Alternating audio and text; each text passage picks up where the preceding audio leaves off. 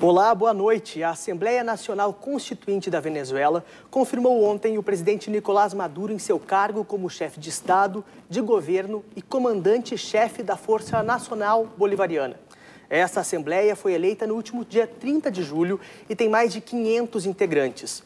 Nos últimos meses, temos acompanhado nos noticiários muitos confrontos nas ruas com agressões físicas entre manifestantes e as Forças Armadas no país. Afinal, o que levou a Venezuela a esta situação? Existe mesmo uma milícia opositora? Qual o papel dos países americanos diante desta crise que acompanhamos de longe? Este é o assunto do programa desta noite. E eu sou o jornalista Luiz Barbará, apresentador convidado do debate TVE desta noite. Os convidados do programa são o presidente estadual do Partido Livre, advogado e cientista político Fábio Osterman. E aqui do meu outro lado, o Israel, que é do Israel Dutra, presidente estadual do PSOL, cientista político e sociólogo. Boa noite aos nossos convidados. Boa noite, bom, boa noite, boa noite. O debate é bom, tem bastante coisa para ser dito hoje. E vamos começar já direto para um ponto que é sobre como o Brasil está tratando a Venezuela nos meios de comunicação. Alguns meios, como a Folha de São Paulo, já usam o termo ditadura. Eu quero saber de vocês dois, esse termo é um exagero, é adequado? Quem pode começar? Fábio, Israel? Acho que esse termo vem, em primeiro lugar, boa noite aos telespectadores, um prazer estar aqui de volta. Esse termo vem, na verdade, em atraso. A Venezuela já é uma ditadura há muito mais tempo, muito antes de ser instituída essa constituinte absolutamente ilegítima. A Venezuela já tem todos os aspectos de ser uma ditadura, um país que não tem mais eleições livres, um país que não respeita mais a liberdade de imprensa, a liberdade de associação, a liberdade de manifestação, um país cujo governo prende opositores políticos e trata dissidentes como inimigos criminais. Isso são características de ditaduras, né? Então, acho que, em parte, isso demonstra esse excessivo zelo em se tomar uma atitude em relação ao que vem acontecendo na Venezuela, que vinha marcando, aliás, o governo até a atual administração, que felizmente mudou. Eu sou muito crítico da atual administração federal, mas há de se reconhecer que, sob a gestão do ministro Aloysio Nunes, mudou a perspectiva em relação à Venezuela, que já vem tarde, inclusive, e talvez tarde demais. Talvez não tivéssemos tido que passar por crimes gravíssimos contra a humanidade, contra a liberdade de indivíduos que foram privados de bens valiosos, sua vida, sua liberdade, sua prosperidade na Venezuela. Talvez não tivéssemos ter que passado por isso se o governo anterior, o governo Dilma, o governo Lula, tivessem tomado uma medida mais drástica. Aliás, não só não tomaram essa medida, como inclusive apoiaram a construção e consolidação desse regime autoritário. Enfim, mas vejo com bons olhos, sim, finalmente essa tomada de posição de definir como uma ditadura o que é uma ditadura. Fábio, antes de passar para o Israel, seguir te questionando a questão dessa palavra, né, a ditadura. O Brasil, o que falta para o governo brasileiro considerar como uma ditadura também? Bom, o governo brasileiro já se manifestou por meio da Declaração de Lima o não reconhecimento do governo venezuelano como um governo democrático. Agora se está caminhando junto aos órgãos multilaterais, a Organização dos Estados Americanos e o próprio Mercosul, que a Venezuela está em vias de ser suspensa, para que se tome uma medida mais rígida em relação a isso. Mas o fato é que não existe atalho para se resolver um problema desses, né? O problema da Venezuela só vai se resolver por meio do reconhecimento da oposição e do trabalho de dissidência que eles vêm fazendo lá e do respaldo internacional. Mas a Venezuela só vai se salvar por seus próprios méritos e pelo valor da sua oposição. Não há como uma potência estrangeira, o Brasil, enviar o exército para lá para pacificar a situação. O que precisa é haver um crescimento maior desse descrédito desse governo ditatorial e uma rejeição cada vez maior a lidar com Nicolás Maduro como um chefe de Estado legítimo, como um interlocutor legítimo, porque ele não é. Deixou de ser há muito tempo. Agora contigo, Israel. Hein? Boa noite. Boa noite aos telespectadores, ao Fábio, ao Luiz. Eu acredito que na Venezuela nós estamos diante de um grande impasse. Em primeiro lugar, eu começo por algo que o Fábio tocou aqui en passant, mas eu acho fundamental. Eu vi uma declaração agora no WhatsApp uma notícia da imprensa de que o Trump estaria se alvoroçando, colocando à disposição para poder resolver o problema venezuelano. Eu acho que nem o Brasil, nem os Estados Unidos e nenhum país pode ter uma solução militar ou uma invasão na Venezuela. Eu acho muito importante afastar essa hipótese, porque o impasse venezuelano deve ser resolvido na própria Venezuela. Isso é muito importante, parece um detalhe, mas é algo que a gente tem que circunscrever como saída que se pode ter para essa crise e falar um pouco dessa crise, né? Como se chegou nisso. Eu sou daqueles, pessoal gaúcho, eu pessoalmente, acredito que a Constituinte, entre aspas, porque eu coloco entre aspas, essa Constituinte é um passo muito perigoso para um governo autoritário. Eu acho que essa Constituinte que Maduro quer implementar a fórceps, ela significa abonar uma série de restrições de direitos fundamentais, democráticos, civis, que não pode ser abonada. Então, acho que essa Constituinte ela acaba acirrando a polarização entre um setor opositor que eu vejo também perigoso, porque dentro da oposição venezuelana é perigosa? Dentro da oposição venezuelana tem setores que flertam com posições golpistas, armadas. Bom, mas o governo está matando pessoas nas ruas, né, Israel? Acho que... Vamos tocar nesse tópico daqui a pouco. Acho que a posição do Maduro e dessa Constituinte não ajuda porque acirra essa polarização extrema ao nível de violência, e quando se fala em morte, quando se fala em conflito, quando se coloca em risco a liberdade individual e mesmo aspectos da qualidade da política, é necessário o impasse ser resolvido, e acho que a única saída para a Venezuela é defender a Constituição de 99, e convocação imediata de eleições livres, democráticas, onde se possa ter direito, inclusive, para as oposições poderem se posicionar. Acho, contudo, que também não se pode ter lobo em pele de cordeiros, porque parte desses opositores hoje que estão nas ruas foram os mesmos que também já quiseram rasgar a Constituição de 99 com a tentativa falida do golpe de Estado de 2002. Portanto, eu acredito que a Constituição de 99 é a base fundamental da defesa da Venezuela, seja contra os inimigos externos, seja contra o giro autoritário do governo Maduro, que acho que acaba por, em outros momentos da história isso já aconteceu, ao longo do debate a gente pode colocar, mas acaba por, digamos, desfigurar o processo bolivariano, desfigurar o processo democrático que teve um auge com o Chávez. Nós achamos que o governo Maduro ele é a antítese, ele é, de alguma forma, a negação desse processo. Por isso, a defesa firme da Constituinte de 99. Israel, rapidamente, eu perguntei para o Fábio, faço para ti a indagação. É um exagero ou é adequado o termo ditadura para a Venezuela hoje? Olha, eu acho que na política brasileira hoje nós estamos num momento onde a hipocrisia campeia. Eu acho muito hipócrita um governo Temer questionar a legitimidade de um governo como Maduro, sendo que esse governo foi fruto de um golpe parlamentar, de uma manobra reacionária. Acho, sim, que para além de ficar grenalizando se é ou não é ditadura, eu acho que nós temos que ter posturas firmes contra qualquer medida autoritária do governo Maduro. E eu acho que nós, de uma vertente de esquerda libertária, não podemos aceitar nem medidas restritivas do governo, não podemos chancelar, assinar embaixo as posturas de Maduro, e nem invasões de caráter imperialista, que seria uma aventura, como, por exemplo, um Trump querer colocar o exército. Acho que isso tem que ser também repudiado. Acho que a solução venezuelana é uma solução de esquerda democrática, e acho que tem muitos setores dentro da própria Venezuela, ao longo do debate a gente pode colocar, que tem feito esse embate, nem se somando com o MUD, que é uma frente opositora com traços heterogêneos, mas que tem setores muito autoritários ali dentro, nem fazendo vistas grossas para o madurismo.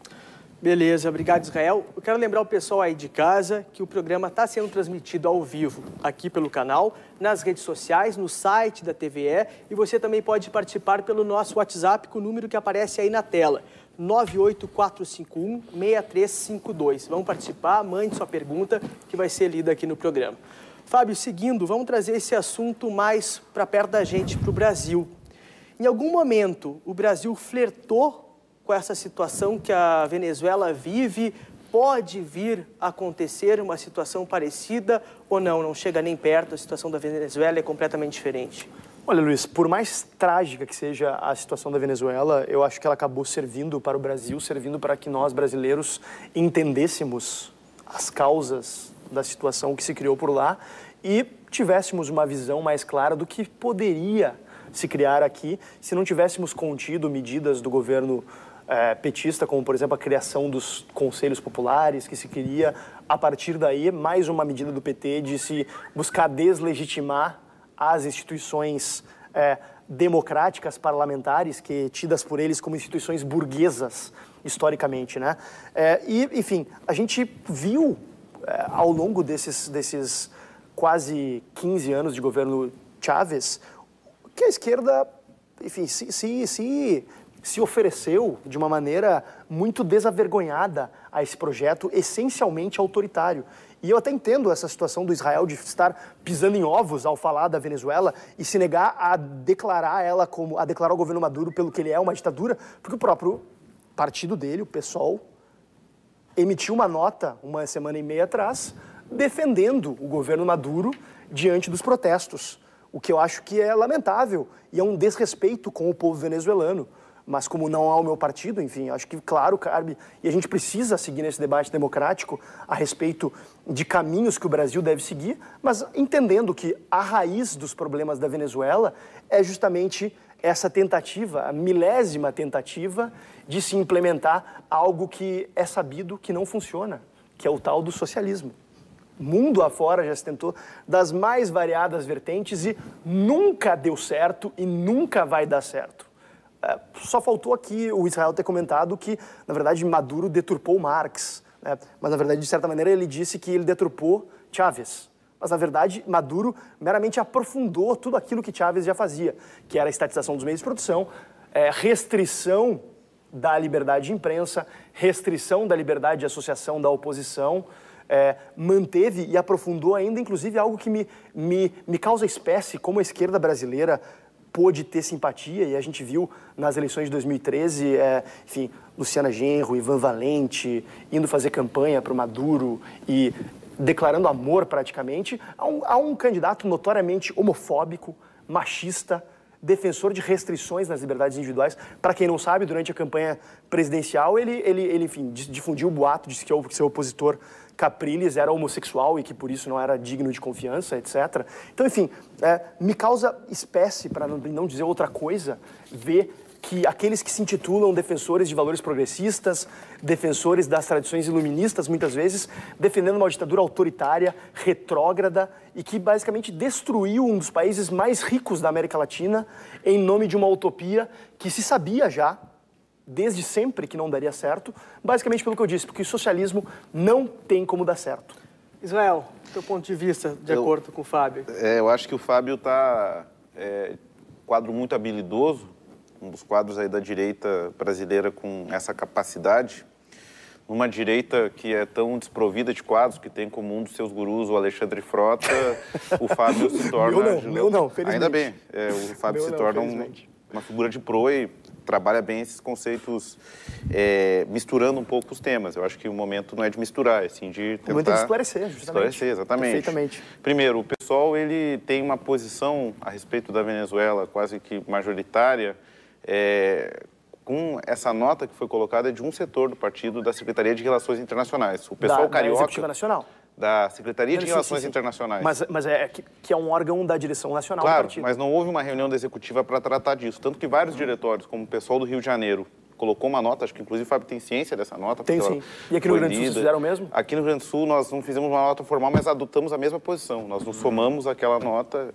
a Luciana Genro, eu, o Roberto Robana, a Fernanda Melchiona, as lideranças do pessoal gaúcho têm afinidade com a nota do pessoal do Rio de Janeiro, que é bom que se esclareça, que é uma nota que não coloca apoio político ao governo Maduro. Não, vocês não tiveram tempo para se reunir, para fazer uma nota específica de vocês aqui para declarar a ojeriza de vocês essa ditadura? Não, de qualquer forma. Não houve essa possibilidade? Não é um problema de reunião. Nós colocamos no Facebook, tem um texto político da Luciana, que tu podes ver. A Luciana se somou numa série de intelectuais que colocava o repúdio à Constituinte e ao fechamento do governo Maduro. E nossa posição aqui no Rio Grande do Sul é uma posição muito categórica. Nós não nos somamos com a direita, que é hipócrita. Depois eu vou colocar um pouco mais sobre isso, sobre esses temas todos de homofobia, de Maduro, de Chávez, qual é o papel do socialismo nisso tudo. Não nos somamos a essas vozes, não estamos desse lado. Mas também não colocamos nenhuma preferência em relação a esse regime, para além de ficar nominando ou dando adjetivos, nós gostaríamos de saber qual é a posição em relação à Constituinte. Nós somos contrários a essa Constituinte porque defendemos a Constituinte elaborada em 1999 pelo Chaves. Porque nós achamos que o processo político contraditório da Venezuela é um processo progressivo até o momento que ele alcançou um estancamento. É uma blasfêmia falar que durante o período Chaves não haviam eleições livres. Houve várias eleições, vários candidatos se posicionaram nas diferentes faunas da direita venezuelana, houve constituinte, tanto é que hoje há uma unanimidade, boa parte da intelectualidade venezuelana em defesa da Constituinte de 99, que tentou ser usurpada em 2002 com um golpe de Estado, que muitos setores da direita brasileira apoiaram, e esse golpe foi derrotado pela força das ruas, e que agora, novamente, o Maduro está desfigurando essa Constituinte com essa proposta, esse arremedo do dia 30 de julho. Aqui no Brasil, Luiz, é muito importante colocar isso, porque há um setor da direita que eu chamaria de lobo em pele de cordeiro, ou seja, faz uma série de reclames de que a Venezuela tem que ter eleições livres, de que tem que ser democrático, mas há todo um setor da direita, o MBL, espero que o Livres não faça parte disso, que coloca o governo Temer como um governo legítimo, que acaba sustentando politicamente o governo Temer não foi eleito, desculpa. Bom, vamos fazer o seguinte, então. A gente anda em círculos, né? Fábio, Israel. A gente acaba andando em círculos. A gente vai fazer um rápido intervalo agora e na volta a gente coloca mais em prática a questão do Brasil, Venezuela e os pontos de vista, beleza? Mas eu não votei no Temer. Daqui a pouco a gente volta. Nem eu.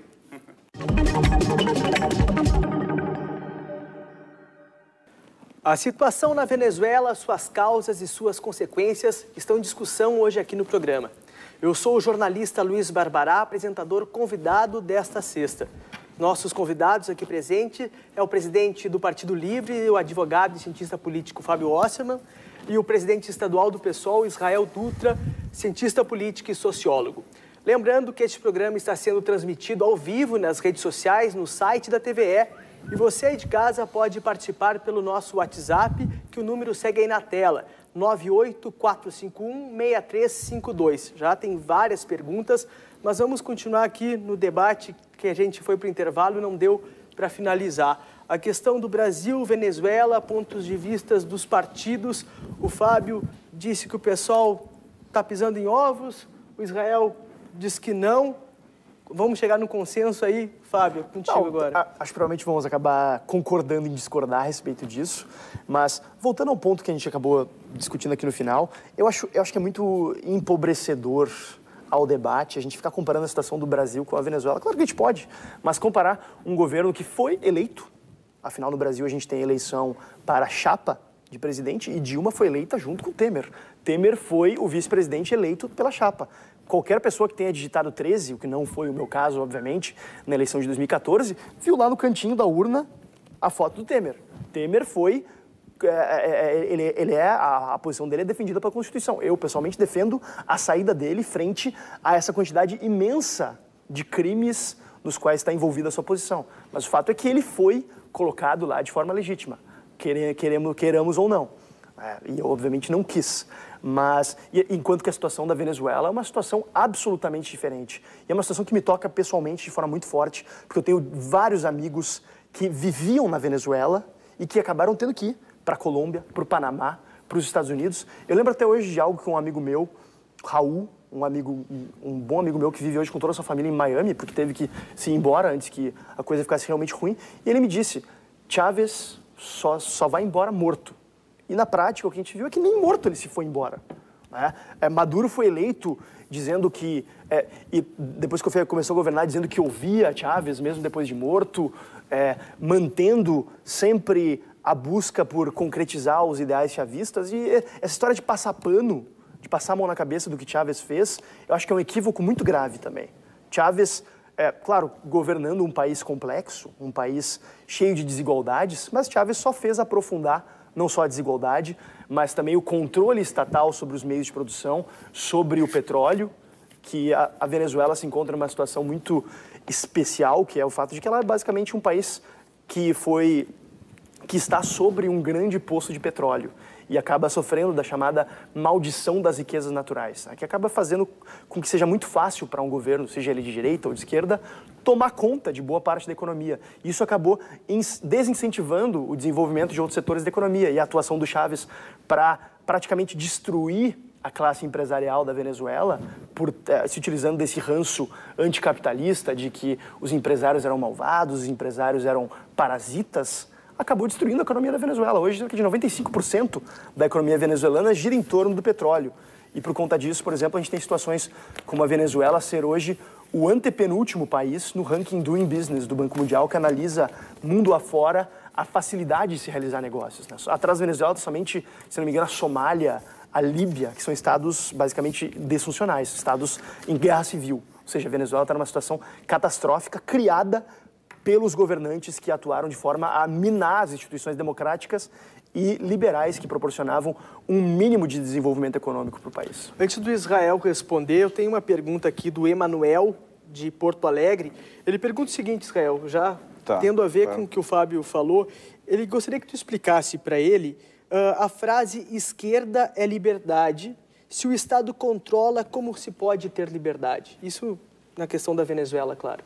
Eu acho muito interessante o tema do Emanuel e vou tentar desenvolver por aí, já que o Fábio revelou algumas pistas do pensamento dele quando também defende a legitimidade do governo Temer e também o aporte, digamos, de um setor da classe média alta que sonha com Miami como seu parâmetro fundamental.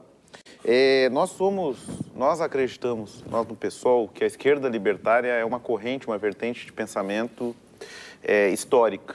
E nós não queremos colocar um sinal de igual entre Maduro e o socialismo, Maduro e Chávez, porque justamente o período Chávez foi um período onde as liberdades na Venezuela foram ampliadas com uma série de conquistas sociais, uma série de eleições, plebiscitos revogatórios. Teve um processo constituinte na Venezuela, como em muitos outros países não existe. Se nós pegarmos a Carta Magna de 99, estudarmos, e nós temos estudado bastante isso. Então a Venezuela chavista é um exemplo de país para o Brasil, por exemplo, segundo a visão do pessoal, é isso?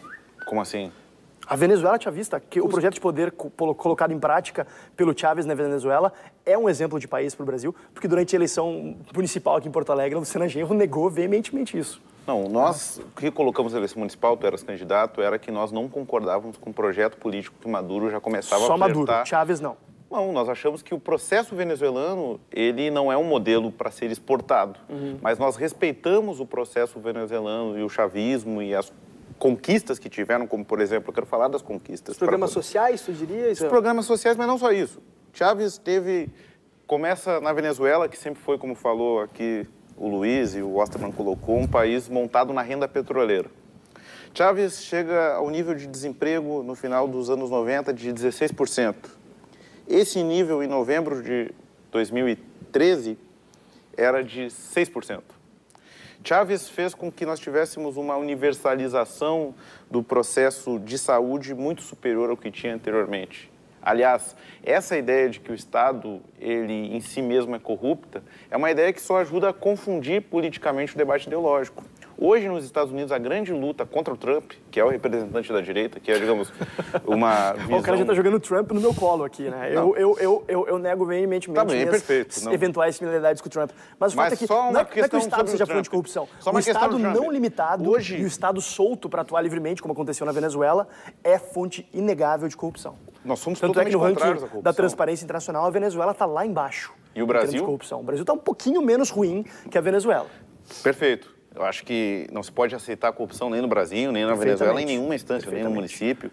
Mas hoje nós temos a defesa, por exemplo, nos Estados Unidos, um movimento pelo Obamacare, pelo movimento para implementar conquistas como nós já temos no Brasil, como o SUS, ou como o sistema. Eu não sei se cobrar impostos extorsivos, como a gente tem no Brasil hoje, para manter programas... Nós somos totalmente contrários programas de saúde ou programas educacionais ineficientes, que não atingem a população, que são fruto de decisões judiciais e políticas para atender as pessoas. Sim, eu sou contra o SUS. Perfeito. Falei isso durante a eleição, inclusive. Não, eu acho que as ideias da direita, quando são expostas de uma forma sistemática... sabe que eu sou liberal. Tá? Certo. Acho que existem grandes diferenças entre os liberais. Libertária. Uma esquerda libertária que defende governos ditatoriais. Quais governos ditatoriais? Chávez. Maduro... O Chávez foi eleito? Chávez foi um governante ditatorial que caçou opositores, que fechou redes de televisão, não foi uma, nem duas, nem três, fechou todas as redes de televisão, caçou e se utilizava de pronunciamentos em rede nacional. De rede de televisão diferente. Que, por acaso, eram redes de televisão que traziam um contraponto àquilo que ele defendia. Tu achas que as redes de televisão Chávez que sonegam impostos, elas têm que seguir sendo redes de televisão livres? Acho que as redes de televisão têm que ser privadas, o Estado não deve ter rede de televisão então qualquer esse programa que seja. não existiria. Então. Quem disse que não existiria? A TV gente tem vários programas hoje em redes privadas, no YouTube, acho que uma espécie de via ato falho Hangouts. Como é que é? Quase um ato falho, então não poderíamos estar debatendo aqui porque a TV é uma TV. Se nós estivéssemos debatendo estatal... aqui, certamente estaremos debatendo em outros âmbitos, porque esse debate é um debate que interessa a sociedade brasileira, a sociedade gaúcha, a sociedade porto-alegrense. Mas é que, nesse caso, é quase como uma... Mas, felizmente, nem todas as redes de televisão são do governo, como acontece na Venezuela. Na Venezuela, por meio desse processo revolucionário, por meio dessas conquistas, o governo acabou, de certa forma, assim, como quem não quer nada, ocupando todos os espaços de manifestação. O governo passou a ser dono de todas as universidades, todas as redes de televisão, todas as rádios, Maduro, então, todas... Chávez teve mais espaço para fazer o que queria do que o Maduro, porque ele foi beneficiado por uma alta no preço do petróleo. E acabou podendo fazer muito mais que Maduro, mas Maduro faz essencialmente a mesma coisa que Chávez fez. E por que talvez que ele não tenha Maduro tanto carisma, desmoralizar a Constituinte de 99? Porque ele quer ampliar seus poderes. Porque ele acha que o trabalho de Chávez não foi completo. Lembre-se que ele fala com Chávez, dentro da sua loucura, que partidos como o PSOL evitam repudiar, dentro da sua loucura, Maduro acha que fala com Chávez ainda. A nossa relação política prioritária na Venezuela é com um grupo Maré Socialista, uma série de chavistas críticos que têm se posicionado, que não se colocam nem do lado dos setores que tentaram um golpe em 2002, e foi a direita, porque a direita, ela pode até se esconder, mas ela é a direita, ela tem fascínio por Miami, ela é privatista. Qual o problema de ter fascínio por Miami? Miami é uma cidade próspera, uma cidade que ofereceu um abrigo para pessoas de todo o mundo que foram lá, inclusive fugindo de ditaduras, como é o caso dos cubanos, e construíram uma vida melhor para suas famílias. Qual o problema de ter um fascínio por Miami? Miami é sim uma cidade fascinante, assim como é os Estados Unidos, a maior máquina de desenvolvimento humano da história da raça humana. A gente não tem que ter problema em ver países que se desenvolveram por meio do livre mercado como algo bom. Eu queria que tu me trouxesse um exemplo de onde o socialismo deu certo, enquanto que eu posso te dar vários exemplos de onde o capitalismo, de onde o livre mercado deu certo, onde o respeito à propriedade privada deu certo. Eu gostei desse tom do debate, porque quando tu coloca socialismo, a gente precisa ter esse tu coloca um sinal de igual com o stalinismo. Por exemplo, tu não deve colocar que a China é um país socialista. Perfeito. Quando então é um país só não deu certo porque não foi mercado. Trotsky que ganhou a guerra interna na União Soviética, não, foi isso? É reduzir demais, não deu certo. É que é a União Soviética... toda a experiência de socialismo não deu certo porque o governante X acabou deturpando. Na verdade, a essência do socialismo é equivocada. Não, tu está equivocado. A União Soviética ela teve um papel importante nos seus inícios. A União Soviética não deu certo, a China não deu certo, Camboja não deu certo, a Coreia do Norte não deu certo, Cuba não deu certo, Venezuela não deu certo. Vocês querem realmente utilizar o Brasil como campo de prova para isso? Não é Aliás, tem até o pessoal que fala, né, que se o socialismo não deu certo na Alemanha, quer dizer que provavelmente ele não vai dar certo em nenhum lugar do mundo. Não, isso está errado. Por exemplo, várias referências de países nórdicos... Socialismo deu certo na Alemanha. Não, calma. Socialismo na Alemanha... Você vai dizer que os países nórdicos são socialismo? Não são socialistas, mas tem referentes socialistas. Primeiro lugar. Segundo lugar, não se pode confundir a União Soviética, o crime existe propriedade privada, Fábio, deixa são países onde tem livre imprensa. Deixa eu concluir. Apesar de tu não gostar de debater numa TV pública, porque não gosta de TVs públicas... Eu gosto muito de debater aqui, sou muito grato pelo convite, é sempre um prazer para mim estar aqui. Perfeito. Justamente porque eu acho que é importante a gente atingir os mais variados públicos, mas por eu isso sou que contra tem que ter uma TV pública. A existência de TVs públicas. Tá perfeito. Mas enfim, eu só quero colocar o problema da União Soviética porque eu acho que aí reside uma parte fundamental da nossa diferença. O problema da União Soviética foi que, após o triunfo de Stalin, se separou a ideia do socialismo com a ideia de liberdade. Nós queremos defender, no século XXI, um socialismo que tenha liberdade, ou seja, tenha conquistas sociais, como falou o Luiz, mas tenha ampla liberdade política e democrática para poder aprofundar as discussões que não podem ser só feitas... Mas existe algum lugar na história da raça humana onde o socialismo pôde andar lado a lado com a liberdade? Acho que nos primórdios das revoluções sempre teve essa esperança. Por exemplo, no primórdio da Revolução Russa... No primórdio da Revolução Russa até quando, mais ou menos? Até 24, acho que até a morte do Lenin. Eu acho que até a morte do Lenin nós tivemos uma série de conquistas. Você falava o problema da questão... Fuzilar a família real... Você falava a questão das mulheres. Então. O primeiro país onde se aceitou o divórcio, uma conquista histórica do movimento feminista, foi a Rússia revolucionária, que, aliás, se completam 100 anos dessa revolução. Israel, Fábio, vamos voltar um pouco para a Venezuela. Lembrando a questão dos problemas lá, dos conflitos, né? Faltam alimentos, falta o básico, há muitos confrontos, números de mortos que não chegam propriamente aqui para o Brasil, qual o número certo. Eu queria saber de vocês dois a visão de agora, de acordo com essa Constituinte, se é possível contornar o que de ruim está acontecendo. Que são esses conflitos, são as mortes, a falta de alimento, dos produtos básicos para as famílias venezuelanas. O Maduro vai conseguir contornar essa situação ou não? Eu acredito que o modelo... nenhum país tem um modelo de desenvolvimento universal. Eu acho que os países devem seguir as suas próprias experiências. Quando o Osterman fala que os Estados Unidos é um grande exemplo, eu acho que ele não está lendo a realidade imediata, onde tem um completo maluco governando os Estados Unidos como Trump, que é um verdadeiro psicopata no salão oval. E hoje, nos Estados Unidos, as desigualdades sociais levam a toda uma série de posições políticas que você deveria se informar um pouco mais, que é reforçar a ideia do socialismo. O partido que mais cresceu nos Estados Unidos hoje foi o Partido Democrático Socialista, que cresceu de... Perderam a eleição, curiosamente, né? Perderam a eleição geral, inclusive, também para o Congresso. Como é que foi que mais cresceu? O Bernie Sanders foi o principal fenômeno. Não conseguiu ganhar da Hillary Clinton muito mais pelo peso da máquina do Partido Democrata do que pelo carisma, do que o que ele conseguiu empolgar os setores da juventude. Mas quanto à Venezuela, que é a pergunta que o Luiz nos traz aqui, nós achamos que é muito importante estudar a Venezuela para justamente separar as medidas autoritárias de Maduro com um processo de redução das desigualdades sociais, de luta contra a direita e o imperialismo que nós tivemos nos anos 2000. Por isso que Maré Socialista, que é o coletivo, o movimento que hoje está agrupando toda uma série de chavistas que construíram esse processo e não querem jogar fora a água e o bebê, como nós costumamos dizer. A experiência de um socialismo no século XXI não deu certo na Venezuela porque não houve uma condição subjetiva e objetiva de transformar essa renda petroleira numa diversificação industrial. Qual foi o erro ali, então? Eu acredito que o erro, digamos assim, foi talvez não ter conseguido aprofundar as medidas sociais no momento onde a alta do petróleo dava condições de poder não só fazer uma política redistributiva, como também diversificar a capacidade produtiva do país, diversificar o alcance da política agrária e a socialização dos alimentos. Eu acho que o Chávez teria que ter aprofundado mais... Tinha que ter tido mais socialismo, então.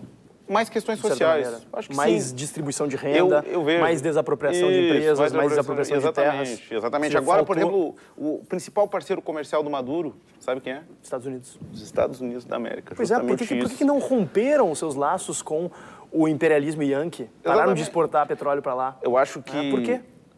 Não é um debate tão facilista. O que eu te digo só é que os Estados Unidos têm um vínculo hoje com a Venezuela pela compra do petróleo, pela exportação, pela relação petrolífera que existe, pela essa amálgama que existe, que não se pode dizer que o governo Maduro é um governo que está aprofundando ideias socialistas. Isso não é verdade, isso é uma retórica que é tão útil ao Maduro, aos seus seguidores e também aos liberais que colocam um sinal de igual entre socialismo e essa tragédia humanitária que nós estamos vivendo na Venezuela.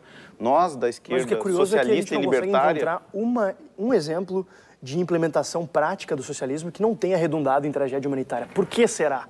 Será que a gente realmente não está vendo que... E o capitalismo, hoje nem o capitalismo, nem a experiência do socialismo... Não, olha só, nem o socialismo que tu está tentando imputar ao século XX, que houve uma série de conquistas sociais importantes, mas que não conseguiu alcançar os elementos da liberdade, que são os pilares do socialismo em Marx, Lenin, Trotsky, nas suas experiências latino-americanas, nas suas experiências descoloniais na África, na série de revoluções que aconteceram.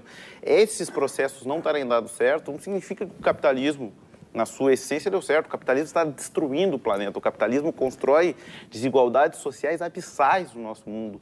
Como eu te disse, como que nós vamos apresentar como modelo... Não, perfeito. Não nos fixemos em tipos ideais. Não nos fixemos em tipos ideais, como, por exemplo, hoje é governado o socialismo como ideal Trump.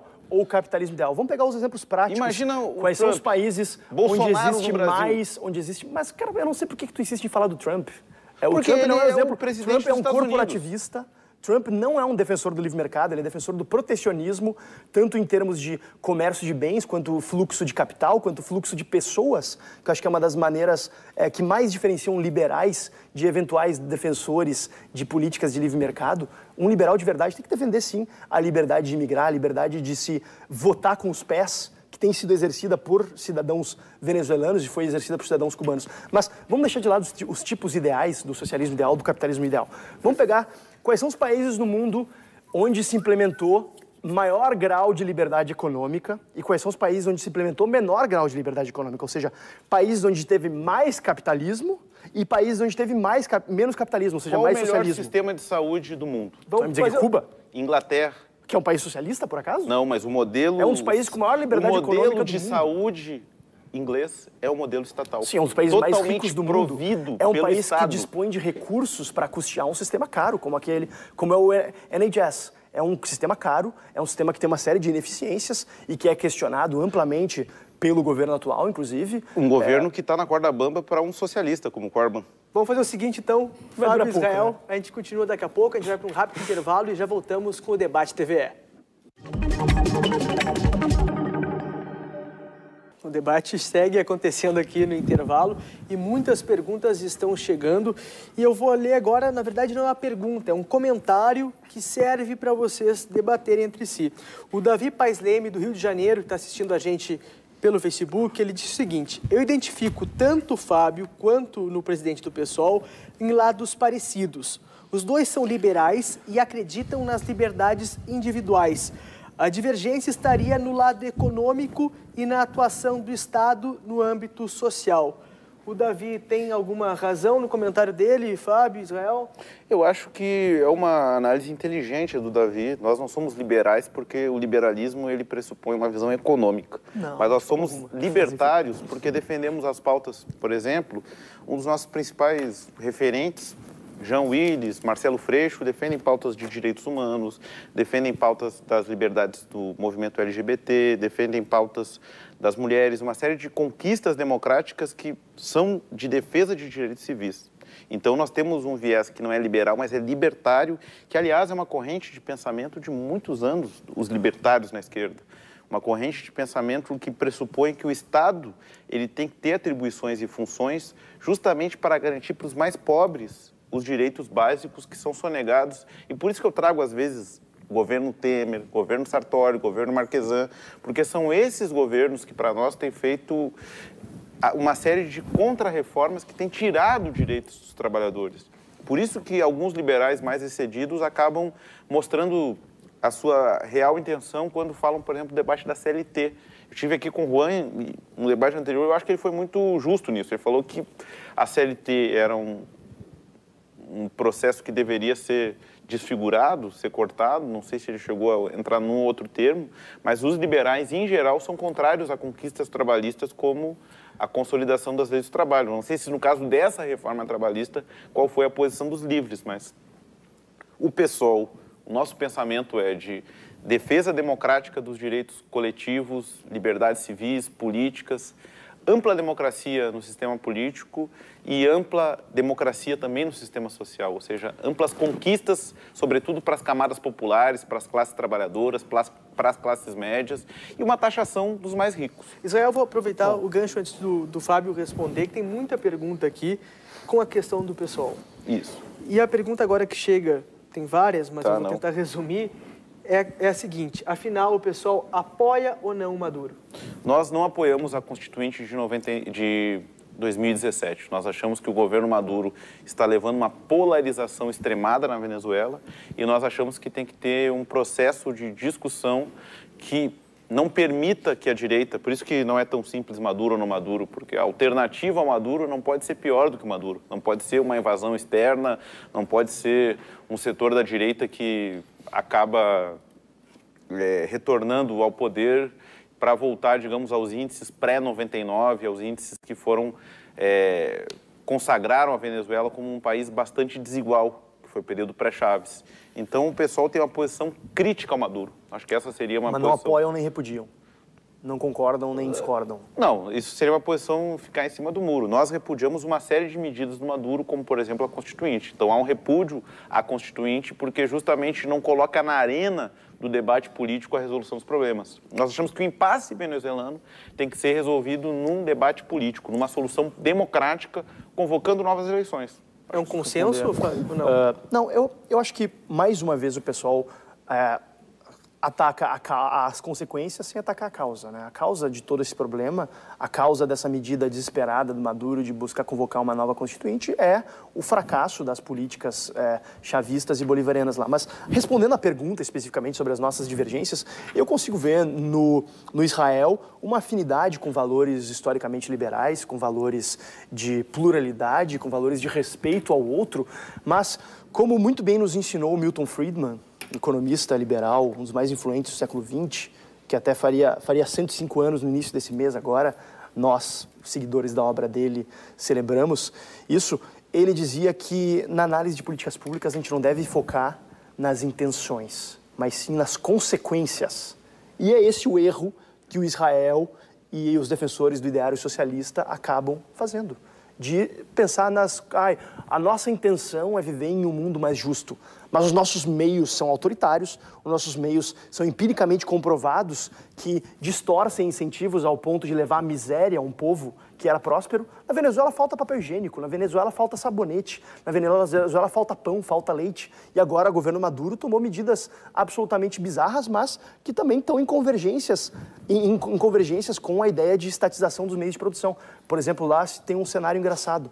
Cada general, ele se tornou o general do pão, o general do alface, o general do tomate, porque a única maneira de manter o exército leal ao governo foi criar uma espécie de compadrio entre o governo e a manipulação de recursos escassos que geram muito dinheiro para esses grupos. Então se criou uma plutocracia absolutamente deplorável lá, um dos países mais corruptos do mundo, um país onde não existe qualquer resquício de liberdade individual, que desde abril já morreram 200 pessoas, mais de 200 pessoas nas ruas, e, enfim, eu lamento que não exista um repúdio mais forte em relação a isso, em relação às causas de tudo que a gente está vendo lá, que estão inexoravelmente, estão visceralmente ligadas à tentativa de se implementar, mais uma vez, o socialismo em um país na face da Terra. Tem uma frase que eu gosto bastante, que diz que socialismo, teoria legal, espécie errada.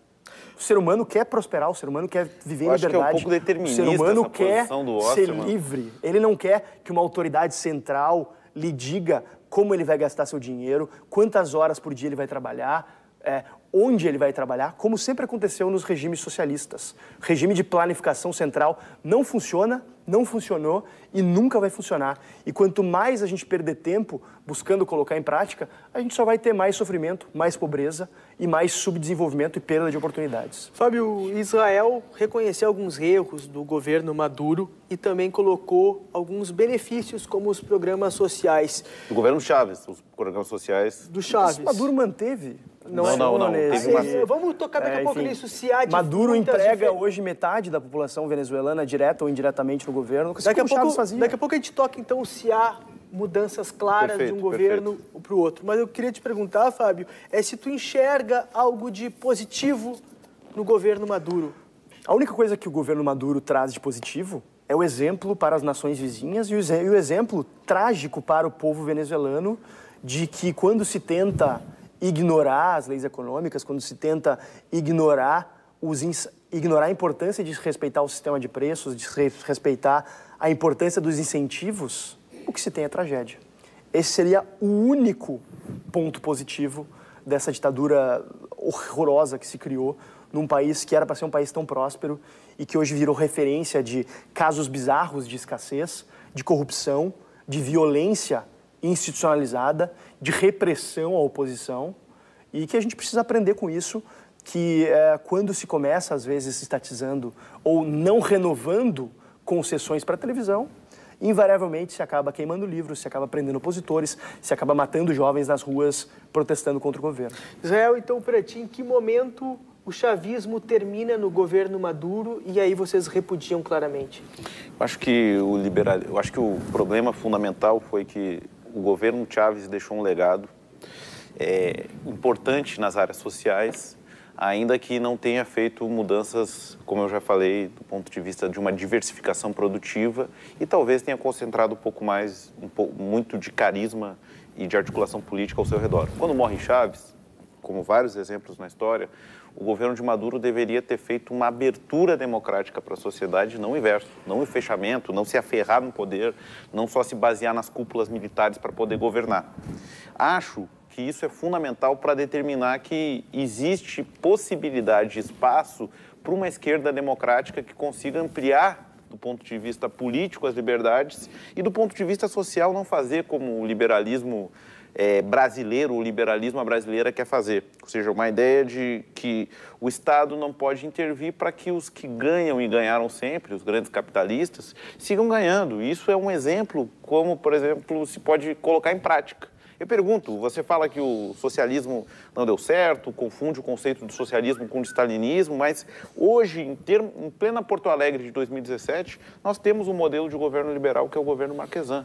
Mais ou menos, né? Que tem sabe que o governo liberal não é um governo... O governo Marquesan não é um governo liberal. O governo Marquesan nunca se assumiu como governo liberal. O governo Marquesan seus ideólogos são liberais. Quem são os ideólogos do governo Marquesan? Os assessores do Marquesan são liberais. E o MBL, por acaso, é liberal. Bom, mas aí o MBL defende Bolsonaro, o MBL defende o governo Temer. Nós nem sabemos o que está se discutindo, porque o MBL é o expoente desse novo liberalismo. Pode ser que vocês tenham... Talvez na cabeça da esquerda. Inclusive, eu acho muito curiosa essa tentativa permanente da esquerda de ver superestruturas manipulando. O pensamento liberal é muito mais rico, muito mais complexo do que supõe uma... O MBL não tem nada de liberal. Não é um movimento liberal. Eu sou fundador do MBL, saí do MBL, em boa parte por causa disso. Por uma busca por ocupar espaços políticos a despeito da importância... Mas as medidas que o governo Marquesan está tomando, por exemplo, de tentar... Aumentar imposto, aumentar a IPTU, por exemplo. De tentar liquidar a carreira de cobrador, tirar empregos. Poxa, mas cobrador em pleno 2017 é um absurdo que a gente tenha. Bom, está claro, então, para que lado joga o liberalismo, que se subestime o potencial de um trabalhador ao ponto de ele estar ficando ali tendo que fiscalizar se o cara passa o cartão na máquina ou contando troco. Não precisa disso. Não, Fábio, vejamos assim, muito importante, sobretudo o telespectador. O Fábio é um bom debatedor, como eu falei, mas acho importante colocar os pontos fulcrais aqui. Ele colocou que não tem por que existirem TVs públicas. Nós estamos em plena TV, você está aqui, você está ali, todo mundo debatendo. O Israel está querendo que não me convidem mais a estar aqui no debate, é isso? Mas é uma opinião. Entendi a tua estratégia. Não, uma opinião, uma TV pública que para nós é fundamental e foi parte da luta política. Agora eu coloco um tema como cobrador e o Fábio, sem pestanejar, acha que é obsoleta a profissão de cobradores, sem um desrespeito aos centenas de rodoviários que estão nos observando. Então, acho que um desrespeito a eles é subestimar a capacidade deles de achar que a única coisa que eles podem fazer na vida é serem cobradores, que é algo que acaba encarecendo a passagem para o trabalhador. E que isso claramente não se vê, acho que isso é para um outro programa, né? Não, é que o liberalismo, na teoria, é uma boa, como falou. Na prática... Na prática, o quê? As políticas liberais foram responsáveis por enriquecer os principais países do mundo, os países ocidentais que hoje têm desenvolvimento, que hoje têm acesso à saúde, à educação. São países que colocaram em prática liberalismo, que permitiram que empresas se desenvolvessem, que permitiram que boas vagas de emprego O sistema de saúde, criadas. Eu acho que era sempre uma boa piada que acho que foi o velho Plínio que colocava, né? Qual o melhor sistema de saúde do mundo? Todo mundo já se apressava como ostra para dizer Cuba. Falou, não, eu não disse Cuba. É Inglaterra e é um sistema estatal. Israel e Fábio, a gente está quase no final do nosso programa. Vamos finalizar, então, sendo bem claros. A Venezuela tem jeito, Fábio? A Venezuela tem jeito, com certeza. Infelizmente, muita gente boa já se foi embora, mas tem muita gente boa, aguerrida, que está disposta a lutar por liberdade lá e que precisa ser amparada daqui. Precisa ser amparada por redes de solidariedade internacional. A gente viu durante anos e anos a esquerda brasileira se mobilizando para oferecer solidariedade aos cubanos, que eram vítimas do seu próprio governo, que eles apoiavam. Eu gostaria de ver agora redes de solidariedade ao povo venezuelano, que passa por uma série de privações. Acho que o Brasil tem que ter também esse apoio humanitário. A gente tem que receber, sim, de braços abertos, venezuelanos que estão numa situação humanitária lamentável por lá. E a gente tem que repudiar de forma veemente, não de forma velada, de forma com veja bem, essa situação lamentável pela qual passa a Venezuela. E o Brasil, como maior potência política, econômica e diplomática da região, tem um papel fundamental nessa mediação, eu acho. Mas, repito o que eu disse no início, a Venezuela só vai sair dessa situação por meio do esforço dos venezuelanos. Não vai ser uma potência externa que vai impor um novo regime. Rapidamente, Céu, a Venezuela tem jeito nos braços da classe trabalhadora, da população, dos estratos mais pobres venezuelanos, dos cerros de Caracas, que fizeram já rebeliões muito importantes, como foi o Caracaço, sustentaram um processo de aprofundamento bolivariano, e acho que a Venezuela sim tem jeito para aprofundar a democracia, para aprofundar os processos de participação popular, sem nenhuma ingerência externa, valorizando justamente os setores chavistas críticos, setores como Maré Socialista, como a procuradora Luísa Ortega, que tem feito um trabalho de denúncia importante das restrições democráticas, e como a esquerda socialista, libertária, revolucionária e democrática tem a oferecer. Inclusive, eu coloquei hoje no Facebook um artigo explicando um pouco mais as posições da esquerda da Venezuela, de um amigo nosso, Vicente Ribeiro. Quem quiser saber mais, pode ir lá. Agradeço o convite de uma TV pública, é tão importante como é a TV. Obrigado, Israel. Obrigado, Fábio. Acho que é um debate que tem muito ainda a ganhar, a ser feito, né? A gente agradece a oportunidade de vocês estarem aqui com a gente. O nosso debate TV termina agora. Você fica com o Jornal da Cultura. Boa noite e até a próxima.